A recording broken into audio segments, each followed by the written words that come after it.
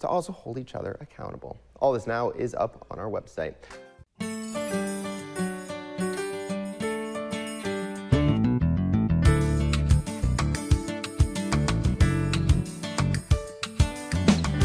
Good afternoon. Thanks so much for joining us today. I'm Cammie Raisler. Hope your new year is off to a great start. Happy New Year to everyone. Well, 2023 was the first full year of Midwest Access, and we cannot thank you enough for joining us along for the ride. We hope for another great year here in 2024. Today, we're going to play you some of our favorites from the past year, but also some good informational pieces as we do head into 2024.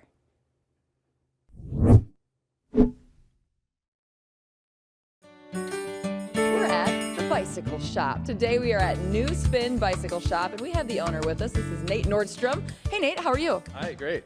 Thanks for having me. This is a fantastic shop. You have a lot of options here, and you have a lot of electric bicycles. Yeah, so we have over 500 bikes in stock, both electric and non-electric. It's actually about 50-50 of what we have in stock, but we do sell a lot of electric bikes, and that is the reason why I opened the store. And there are a lot of options. We're going to show you some throughout this segment because there's some that I've never seen before. You have a lot of different bicycles that I didn't know existed. So you're on the northwest side of Rochester. Yep. How long have you been open?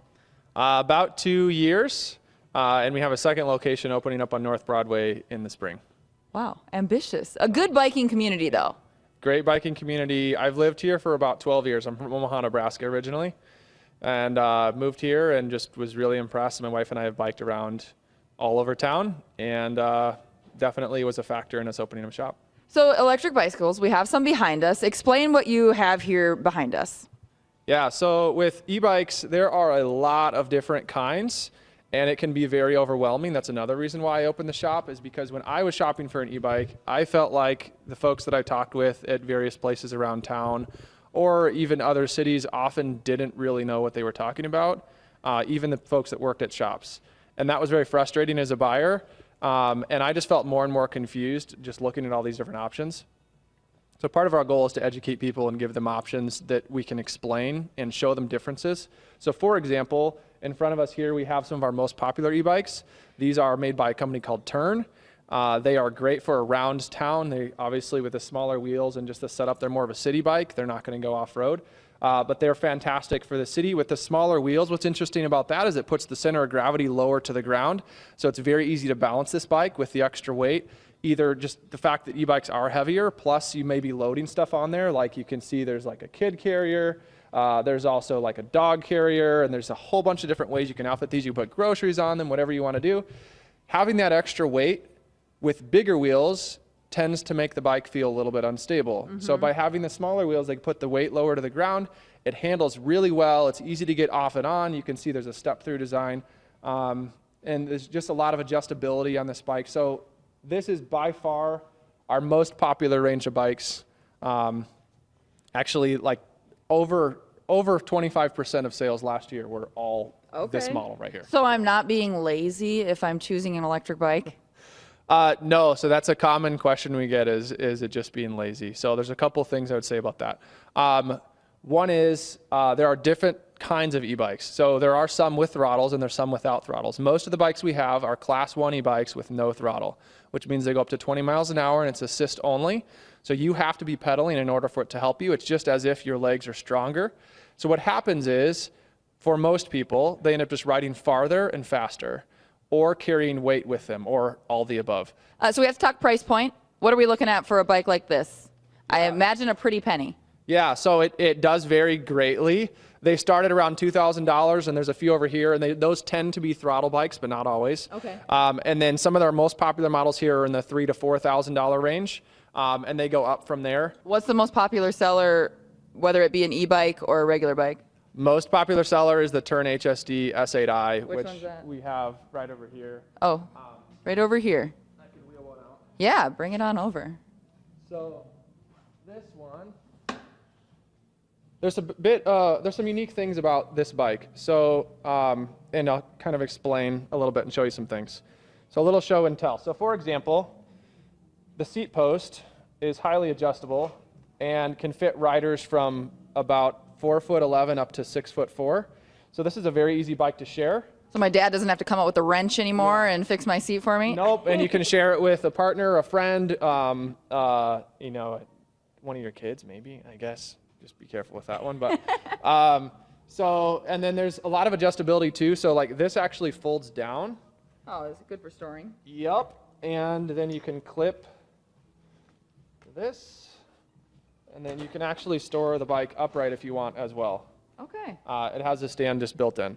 So some people store it in their garage like this, or you could even take it into an office because theft is a concern of something that's this valuable, Right. for sure. So, and we could talk about things about that, but you know, there's trackers and locks and GPS and stuff like that. I But suppose, yeah, you need that if you're spending this much on a bike. yes, unfortunately. But you could actually take this inside and people won't complain too much if you put this in your office up in the corner like this. The other thing is this allows you to, let's say, take it camping, which is what we do, and roll it like this size into the back of a van. It doesn't take up that much space, which is also pretty cool.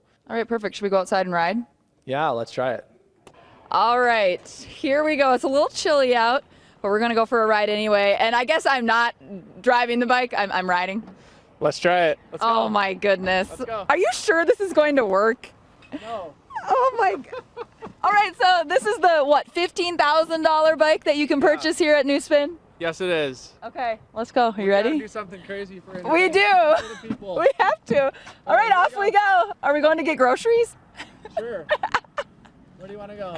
So you have this bike and you go with your kids? I do. I've gone a quick trip. I've got all kinds of looks, and it's all kinds of fun. At the New Spin Bicycle Shop, Northwest Rochester. Nate, thank you so much. This has been a lot of fun. We'll be right back. Welcome back, and thanks for sticking with us here on Midwest Access. It's a case that startled the nation and will be remembered forever by many here in Minnesota. Jacob Wetterling was kidnapped and murdered in his hometown of St. Joseph, Minnesota in October of 1989. He was 11 years old. His body was finally discovered in 2016. Well, today his mother joins us as she has now penned a book about this case from her perspective. Patty, thank you so much for joining us today on Midwest Access. First and foremost, Merry Christmas to you. How are you and your family doing? Good. It's holidays, so it's busy, but it's very fun. I love the holidays. I love the lights. I love the music. I love the spirit. We're good. So why did you decide you wanted to write a book? A lot of people asked me to write this book all along the way. It was kind of questions of how did you get through this? How did you survive? And I had been journaling and I had written Jacob letters all the time, on birthdays and holidays. And so for me, it was a really big opportunity to press pause and look back. For all those years, 27 years, I was looking forward. What do we got to do next? Who do we talk to? Where haven't we been, and just constantly pushing forward. I was driven, and I never took the time to look back and see, what just happened. And, the ending to Jacob's story was so quick, with everybody finding out on a Saturday. Tuesday was a hearing, and about 6 weeks later was sentencing. It was like, that just doesn't happen. And when did the book launch? I lose track. It's been a whirlwind ever since, but it was this fall, which was meaningful to a lot of people. Not everybody, a lot of people remember where they were when they first heard, and so it kind of touches the hearts of a lot of people in the fall. So that's when we launched. So what can we expect from the book, Dear Jacob, A Mother's Journey of Hope? Well, it's more of a personal side of the journey, searching for Jacob. It's stuff that never was in the media. It was just what we were going through. And I actually talked to my husband and my kids. This is my journey. Everybody had their own story of how things impacted them. And Jared was working, so he had patients he was dealing with and leads coming in there. And I mean, his was different. This is my reflection. And so I think it's an interesting story of what happens when you have a missing child. It's clearly a story of hope. Patty, you've done so much to help others over the past 30 plus years. Can you tell us more about what you're doing and why it's important to you? I was a teacher before all this happened. I taught junior high math.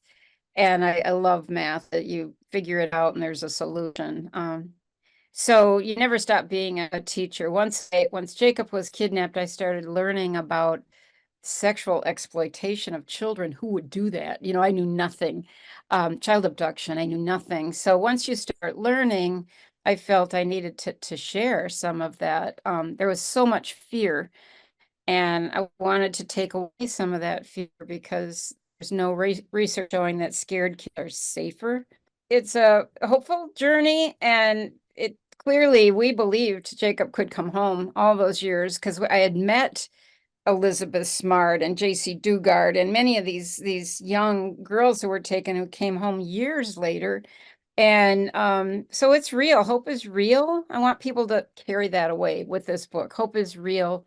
And it's also a conviction to do something. Any one of us can do something. Just stand up, and if you see something that needs to be done, start. Patty, we cannot thank you enough for joining us today and sharing a little bit more about Jacob's story and your journey in helping others. I do have to ask you one question here, though. Jacob's murderer could be released from prison in 10 years. Were you content with his sentencing? I spent all of my years looking for Jacob, and it's like, I'll let the rest of the world deal with the guy who did it. We've been pretty, comforted by the fact that he had to admit in open court to 2 kidnappings and then the murder of Jacob. And so with that, there's always a chance that he could be sentenced to more. He was civilly committed at the end of his confinement, depending on where he's at. But he's off the streets now. He can never harm another child, and I don't think he'll ever be out publicly without being closely monitored. So it was a decision that we had made early on. Do you want justice or do you want answers? We wanted answers, and there's really no justice for this type of crime. No matter how long he was sentenced, it's not going to make us feel better or bring Jacob back. So it was a decision that we made without any question. We needed answers. Patty, thank you again, and Merry Christmas and Happy Holidays to you and your loved ones. We hope you have a great day. Thank you. Bye-bye. Patty's book, Dear Jacob, A Mother's Journey of Hope, is available at most bookstores near you, and it's on Amazon. Now, Joy Baker co-wrote this book with Patty. Patty says Joy was the one who actually pushed her to write it. Joy, in fact, was a blogger on this case who became very close with Patty and also helped solve the case and bring Jacob's body home. We have more details about the book on our website. That's KTTC.com. Much more to come here on Midwest Access. We'll be right back. Sticking with us on Midwest Access. We've been pretty fortunate this year so far. We're not dealing with that much snow. In fact, it's a beautiful day out today, but that doesn't mean here at the Public Works Service Center in Olmsted County, they aren't thinking about snow and preparing. We're hanging out with the snow plows today, and actually, we have one coming in right now. And there's a lot of preparation that has to happen for the winter months and for all the snow that we deal with. And we have Olmsted County Commissioner Greg Wright. He was going for a ride here today in the snowplow. It's a pretty nice day to be in the snowplow. There's no snow out there. Yeah, well, that's the time that we have to get ready. Right, so you're busy. We're busy, and the people out here are busy. So they are putting on the plows, the wing blades. They're repairing things that were maybe broken last year, so we need to be ready. So you were cruising around. How is this truck doing? This truck ready to go? Oh, this truck is all ready to go, yeah. Okay. This is about $365,000 that you're looking at wow. here. And that's fully equipped. That's the truck, all of the equipment on here, the sanders in the back, the chloride tanks that we do, and we use different things for depending on the weather. How many trucks do you have in your fleet? How many plows? We have 19. Okay. And we keep one in reserve just in case, and one of them is just for the chloride that if we know something's coming, we can go out and do the road ahead of time. Okay. So that the snow melts or the ice melts early in the morning. Sure. So your weather app or the local meteorologist is very important for you. Well, that's right. Yeah, the meteorologists are important. So how do we determine if it's salt or if it's chloride that we're putting down? Yeah, well, I think the operators really know that, but oftentimes it's a mix of sand and chloride that goes on. Okay. The liquid stuff, if we're using that, helps to work with the salt that's out there so that it can melt the ice a little bit faster. So this plow right here, is this a newer one? No, none of these are newer. It might be one of our newers. We rotate. Every 12 years we something goes out and a new one comes in. Okay. So and I don't know what the rotation are, but right now we're having difficulty getting trucks because of the supply chain. Really? So yeah, we're a couple years behind on making sure our equipment. So that makes our machine shop and our mechanics very busy because we have to keep them going all the time. So is 19 how many you want in your fleet? Yeah, Okay. that's what we've good decided with that we 19. need for right now, and that's doing 525 miles of road, and then we do an additional 200 for about 6 townships that contract with us. 325 bridges. That's a lot. Yeah, well, that's right. Southeast Minnesota has the most bridges in the state. Really? So yeah. I guess I didn't know that part. I didn't know that. So the operators have to know what they're doing in order to do Absolutely. that. How many drivers do you have? 32. We have 32, 32 drivers. drivers? Yeah. And you were hanging out with Corey today? Yeah, Corey. Corey We can Knutson. go around the Yeah, other let's sneak side around to the here. other side and let's ask him a couple questions as well. Yeah, so you can see the equipment here, the blades lift, it's articulated, it can, move to the left and move to the right depending on what side of the road that they're on. Have you ever dealt with the arms? Do you ever use the arms or the the gates? The wings on the Yeah. other side. Sure, Do you use those? Yeah, we use those all the time because it's more efficient because we can do a lane and then maybe the side of the road at the same Sure. time. And if you're up early enough when the roads come, you'll see that sometimes we have 3 or 4 trucks together coming down to Yes. do the 3-lane highway. And It's pretty impressive when they're all together like that. that's right. So here we'll open up the door so Okay. that Corey can. Mr. Corey Knutson, how are you? Not too bad yourself. Doing all right. We're not dealing with much snow yet. No, not yet. Hopefully it waits a little bit longer. Yeah, I can't complain about that. So how long have you been a driver here in Olmsted County? But, I've been here for 8 years plowing. And you've been plowing? Do you plow overnight? When do you plow? So when I first started here, I worked evening shifts. Is that the worst shift? Is that where at least people want to work? Yes, Okay. it seems to be that way, but it's kind of nice because there's less traffic on the road at that time. Right. So you just do your thing and it works out good. Yeah. Well, thanks for all you do because it's an important job to have the plows out. How do they determine what roads get plowed first? Usually it goes off like how much volume of vehicles and traffic and all that. And we kind of just, since we've been doing it so long, we know kind of like where it tends to drift and stuff like that. So we take care of the spots that we know usually get bad. And So what are some tips that you have for drivers out there? What are some of the most annoying things that you see when you're out pushing snow? one of the biggest things is just make sure you give us plenty of room. Sure. There's a lot going on in the cabs of these that our motorists don't know like exactly what's going on in here. So give us room. The visibility in one of these isn't the best, especially when you got all the snow flying, and so. And one other thing, I suppose you probably see a lot of people that are stuck, and it's not like you can just stop and help every person that you see stuck. Yeah. We're not really supposed to pull cars out and stuff unless they're a danger. Okay. But Gotcha. I know that you guys are really nice, so there's probably times where you maybe break that rule, but just something to note that you guys are out here doing a pretty busy job, then you have deadlines that you have to make as well. Right. Yeah, it's definitely hard driving by people when Right. you could help them, but They'll get out eventually. Right, They'll get out eventually. Corey, thank you so much for chatting with us today. We appreciate you showing off the truck. Cammy, part of our fleet is we also have 9 motor graders. Sure, the graders. And the graders, they usually do more of the country roads. Right.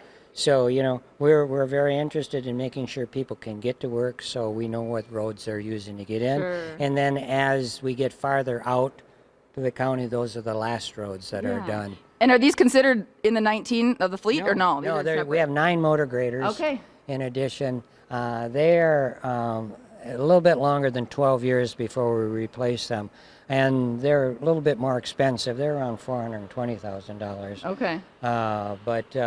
Well, they do, winter and summer work. Right. so. Well, that's right. And all the trucks do. So, that's the efficiency of the county. Yeah. So during the summer, they're building roads, so they're hauling Right. gravel and other things. And in the wintertime, we switch them over to the snow. So. Okay. Well, we're out of time. Anything more you'd like to add? Yeah, well, I think Corey said it. Please give our drivers room. Make sure that you're safe. They can't always see you. They're Right. watching their gauges. They're watching how the blade is on the road. So Yeah. give them space, and everybody will be safe. Absolutely. Commissioner Greg, thank you so much. Greg Wright, appreciate you joining us today. And we hope that the snow might stay away for a little longer. At least I do. I don't know. Maybe you want snow coming. I don't know. But it's a really nice day out today, so we cannot complain. We'll have this segment on our website, KTTC.com. Just click Midwest Access. We have a lot more to come on the show today. We have to take a break, though. We'll be right back. Welcome back to Midwest Access. Thanks for sticking with us here today. Now we've moved to some caves at Quarry Hill in Rochester. We are inside the caves right now. We have Lori Forsty here with Quarry Hill. People who have been out here have maybe seen the caves before. They're locked, but there are opportunities to come check them out. There are, yeah. We do cave tours twice a month. Those tours will be free for the remainder of the year in celebration of our 50th anniversary. Yeah, exciting news for us. We just got that news from a Mayo Clinic who will be sponsoring that for our community. We also do tours during our fall festivals. Students do tours. We do some private cave tours for groups. Yeah, in a variety of ways, they're open to the public. And it's big. I didn't realize the caves were this big. We have Jenna Dare. She is a naturalist here. You've been here 20 plus years? 20 plus years. 23. This is my 23rd summer. Wow. And you've spent a lot of time in the caves. Yeah, it's one of our favorite places to take students. I always start out my cave tours on Sunday or my student cave tours by saying we're mixing the geologic history of the park with the human history of the park here at the Quarry Hill Cave. Okay, so something unique about the caves is that they were utilized when this was the state hospital grounds. What more can you tell me about the caves? Correct. Well, there were patients transferred from the St. Peter State Hospital to the Rochester State Hospital when it first began. And that was over 100 years ago. Over 100 years ago, there was no electricity. And so they needed to find a way to keep the food that they grew here. They were self-sustaining, the fruits and vegetables. They needed a place to keep them.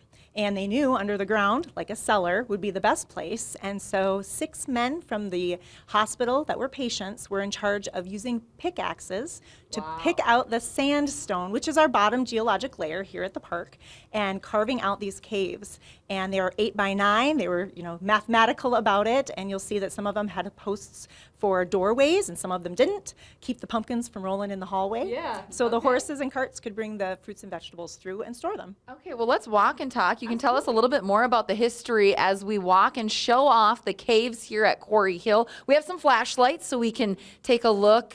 And wow, it's big in here. It is, and you can see these large rooms. You can imagine things like pumpkins and turnips and things that they would have needed to store here. You can see that some of the rooms have holes at the very edge of the doorway, so that's where the posts would have gone. Okay, so right up there. Yep, right up here.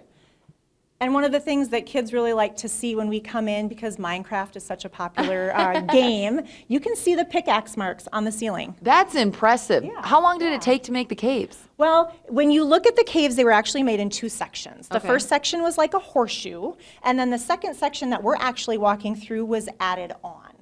So we kind of talk about it in school years. And maybe about 9 months for that first horseshoe space. But you can see that in that horseshoe, they had an entrance and an exit, and then they added on this space because they just had so many people that relied on the food from the state hospital, patients and staff. At the height, 1,700 people were fed with food that was grown here at Quarry Hill Park, back then part of the state hospital. So when did Quarry Hill take over the caves and preserve them? The caves went from being abandoned, not used by the state hospital, to sitting for a while, and then the ownership was transferred over to the city in the 90s. Okay, Yeah. because I'm seeing there were some letters. Yes. Is that from the time that they were sitting? Correct. We get folks that come that are from Rochester that will come up and take a tour and say, oh my goodness, when I was a kid, this is where we went. Wow. This was our air conditioning because my house was so hot in the summer. This is where we hung out. Unfortunately, you also end up with graffiti and some of the Right. historical parts of the cave. We wanted to keep that intact Yeah. and make sure that it could be preserved for generations to come, so we could have tours and show school kids and things like that. So yes, eventually the two entrances that were part of the horseshoe were limestone bricked over, Okay. and then now there's the gates so that we have access and entrance. Yeah, and the ground here, I mean, this is like It's sand. like a beach, right? Is this just Yeah. natural? So if you take a look at the walls and if you feel them, which you should while you're here, it's sandstone. And sandstone can come in lots of different sizes of sand. And when the sandstone erodes, you end up with the beach on the ground. Okay, yeah, it is a So, beach. It's yeah, nice. yeah. It's nice. And it is really cool in here. I mean, is. temperature-wise, it's Yeah. cool. We say that it's about 45 to 50 degrees underneath the ground all year round. So if you came on a tour with us in the winter, it would actually feel a little warmer in here than it might be outside. And in the summer, it's a really great place to bring the camp kids because it's warm outside and it's Yeah. cool in here. Here's my flashlight. We got a double thermometers today. Oh, Let's look over about here in the 60, corner. 59? It is about 56 degrees right here in this corner. Okay, Yeah. perfect. As we move through the cave, you'll also see, and we notice from season to season, that we have some critters that live in the cave. Roly-poly pillbugs, we have herald moths that overwinter, cave crickets, and as the seasons change, the crickets and the critters move from close to the entrances to away from the entrances.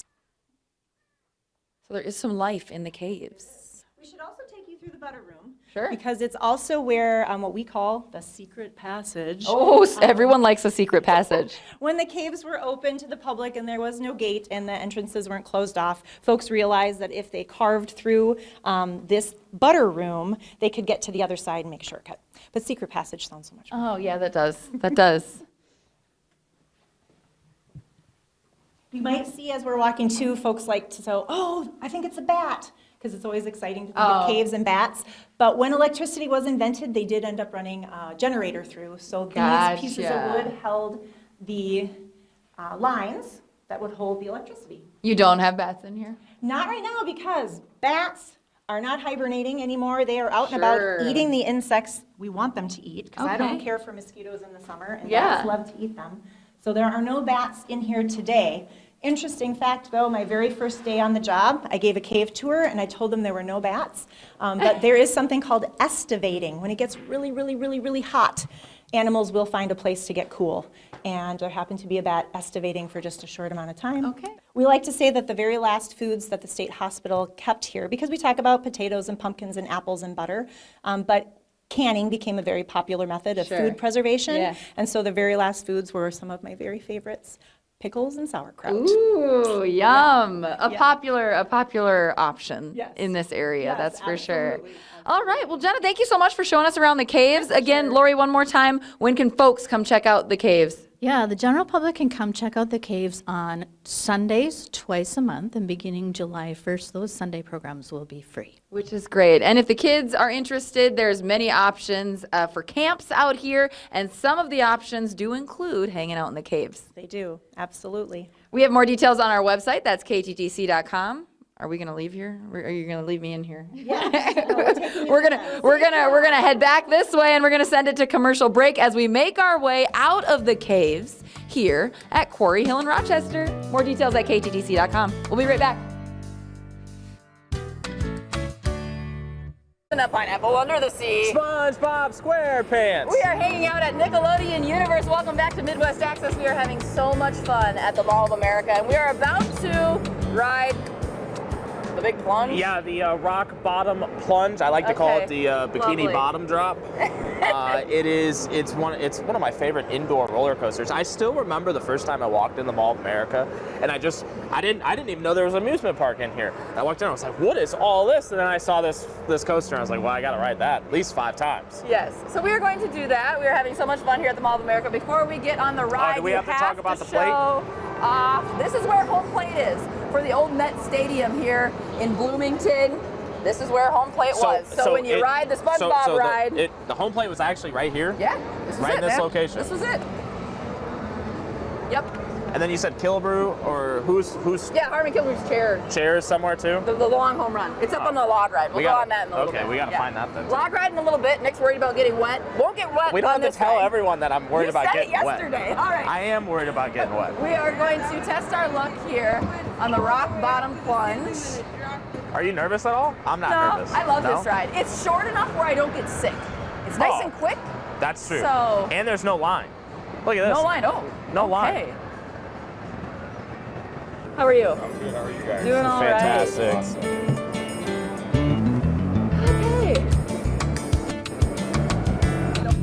Okay. My hands are hanging on. Come on, put 'em up. Okay. Oh, God.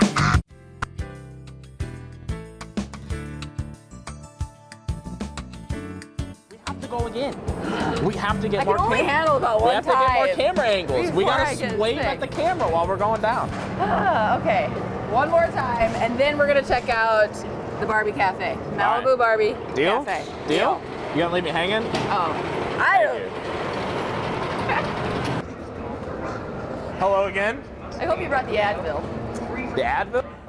Yes, I might have some. I get sick on these rides. Not on the rides, but I get a bit woozy. Wait, when the lines are short, The lines are short.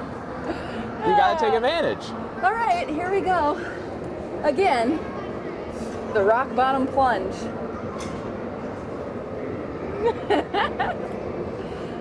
The anticipation.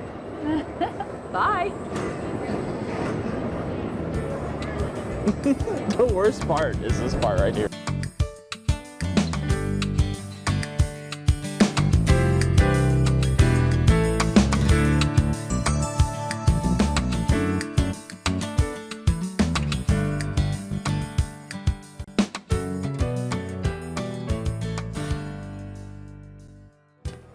All right, Malibu Barbie Cafe. It's a here. Barbie world, right? It's a Barbie world, that's right.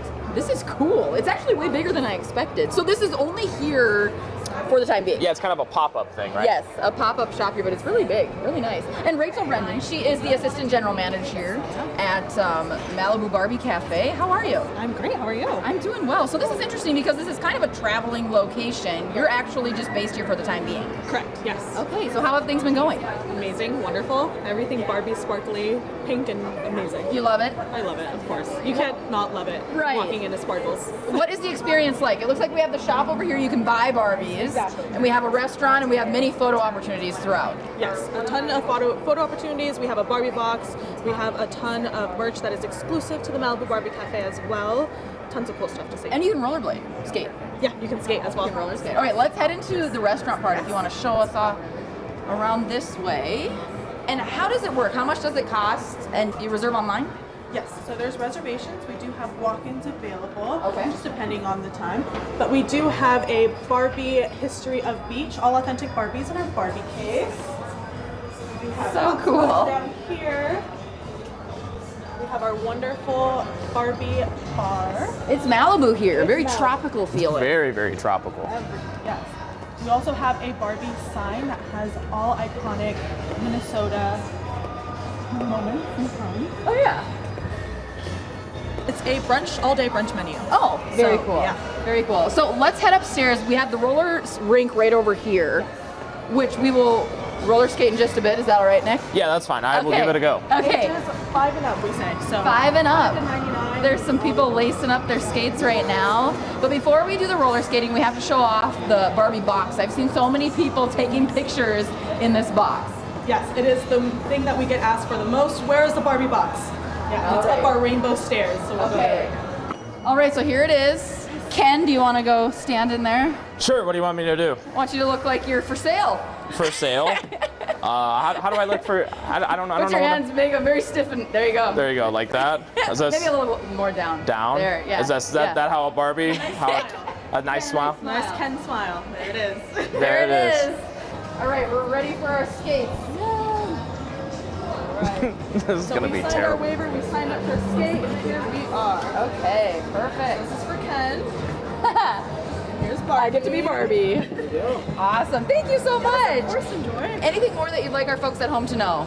It is a fun experience. It is a thrill. If you have little children, they are going to love it. It is so much fun. All right, perfect. Thank you so much for showing us around today. We appreciate it. Thank you. All right, Nick, you ready for this? Yeah, I'm ready. All right, let's lace up. We're coming on in.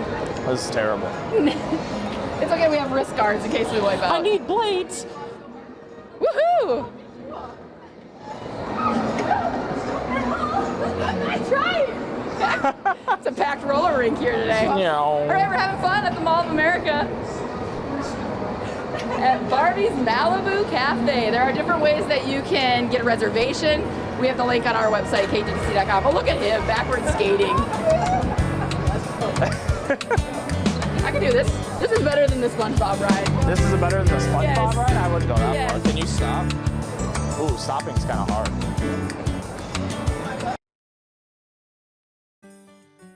Julie Huber from Byron joins me today, and you have such a unique craft. You make these flowers in a very special way. How are you today? I am good. Thank you Good. for having me Thanks today. for coming in. Thanks for bringing this spread. Tell us more about your hobby/business. It started out as a hobby, and now it's become a little more of a business. I deal with wood flowers, they come from the root of a tapioca plant, which grows in tropical climates. So do you order? Yeah, I order them from a supplier. Okay. So they come already made, and they peel them in sheets, roll them, and then each flower is individually cut and handmade. Okay. So even though they may look the same, each flower is different. Sure. And so you can either get the flower with the bark on, or you can get it with the bark off, which is this beautiful white. And then you can color them any color if you have a bride or for prom. If they have a certain dress, Yeah. their dress, they want it matched, I go to the paint store. I find paint and you match it up. And they last forever. And they last forever, and they're good for people with allergies. So what one am I holding right here? You are holding a rose with the bark on, and so you can feel it's a little sturdier. Yeah. So what did you do with this? I did not do anything with They it. sent This you is this. the way it came. You then create. So, like this bride, she wanted natural, and she wanted green and orange. Burnt orange is a really popular color this year. Okay. And so I got the green. This is what her bridesmaids are wearing, and a lot of the brides, they find their inspiration on Pinterest. Sure. And so I tried. That's the fun part, is trying to match their vision to what I can get for them. So when did you find out that I like these flowers, I'm going to order them? Because it's a really unique It is, right? material. It is. My daughter, 5 years ago, she wanted to do a project with me, and she knew about the wood flowers. So we sat down and did a little project together, which was lots of fun. And then after that, I thought, this was kind of fun. I started doing vendor events, and then now it's kind of morphed into me doing people reaching out to me, and I'm doing weddings, prom.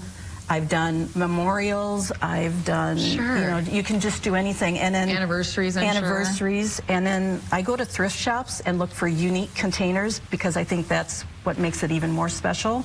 Or people will come to me if they have an heirloom container. I can put something in it for them. So have you always been crafty?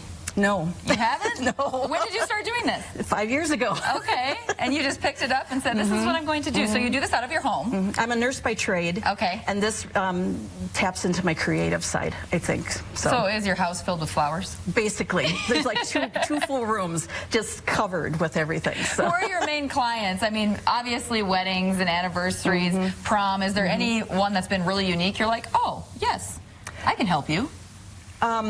I think one time I had a lady reach out to me. Her husband had passed, and they wanted to do a memorial. He was a golfer and had achieved 7 holes in one, which is unique for a golfer, is what I've heard.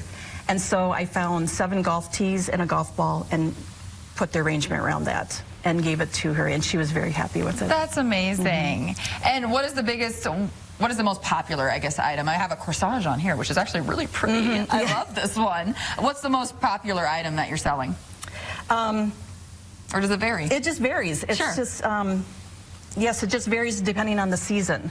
Like in the fall, I go to this event in Marshfield, Wisconsin, where my daughter lives, and containers and arrangements are the big thing. And then, you know, wedding season, we're into. And we have a fake cake over and a here. fake cake, and you can put flowers on the fake cake. That's really pretty. You have some tools here. Is this, you use your tools to obviously construct some of these different things? Glue gun. Have gun will travel, and then I use wire for it to put into the flower. So I use my wire cutters, a needle nose plier, and scissors. That's basically, and foam and grass from a craft store. Okay, how can people get a hold of you? People can get a hold of me on Facebook. It's the Pretty Petal Wood Flowers. There is a link to my website also on that. Okay. Somebody told me that you are a Twins fan. I am. That's why I like your outfit. Thanks. Well, I made something for you. Oh my God. And This I is so nice. Oh my goodness. Well, I could use a centerpiece on my table or my countertop. This is awesome. Thank you so much. You are welcome. Thank you for having me. This was a lot of fun. You didn't have to do this. That was so nice of you. Go Twins, baby. I will keep this forever. And I just want to show one last time that the feeling is a little bit different with all of these. We have a little bit different tapioca root. Root of the tapioca plant. Okay, that. Yeah, so it's a little different feeling. So you can test that out. You can check out Julie online. We have the link to her Facebook on our social media as well as KTTC.com. Anything else you want our viewers to know? I don't think so. This was a lot of fun. Thank you very much. Cool. Can you say go Twins with me? Go Twins. Go Twins. We'll be right back. Well, that is a wrap from us here on Midwest Access today. We hope that you're having a great start to your 2024 and you are enjoying your holiday. We'll be back here at KTTC tomorrow starting at 4 o'clock right here on Midwest Access. Until then, Happy New Year to everyone and have a great day. Thanks for joining us.